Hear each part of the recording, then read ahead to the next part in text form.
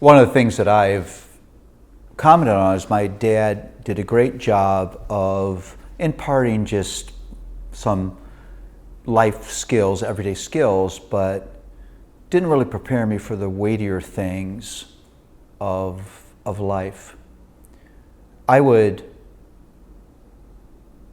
characterize that as relationship with God and relationship with people in two categories.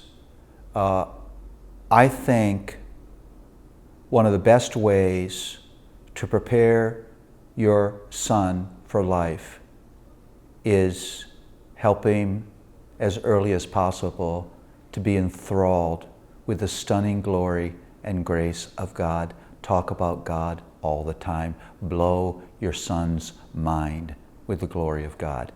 Now you have opportunities.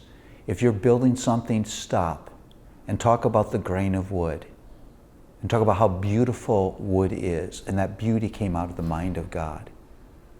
You're nailing a nail, talk about just the force of a hammer and all the physics that goes on there came out of the mind of God. If you're fishing, remind your child, your son, of how different a trout looks from a bass. And tell your son that came out of the mind of God. As you're watching the sunset, talk about the God who rules the day and the night. Because this is the Father's world. This is God's world. This world is meant to point to Him. And your son may not see Him. It's a good possibility he won't. And the more he's enthralled with God, the more then he's ready to give himself to God, and what is more important than that. And then there's a second great command. It's love of others. Human relationships are hard. Love is hard.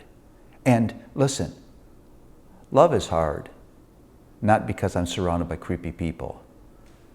Love is hard because of what's inside of my heart. I'm judgmental, I'm critical, I'm unforgiving, I'm proud, I'm competitive, I'm greedy, I'm envious. All those things are antisocial instincts. I wish I would have had a dad who would have looked me in the face and said, son, you're going to be leaving this home. You're going to be building relationships.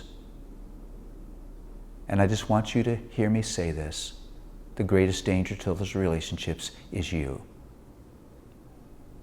And there's some things inside of you that God desires to help you with, that God sent His Son to rescue you from. And the more you face those, the more you'll be a person of love. And the more you're a person of love, the more you'll live a life of blessing. Never had those conversations with my father. Oh, I learned a lot of helpful skills. But in many ways, didn't know myself, wasn't filled with the awe of God in the way that would have so much better prepared me for life.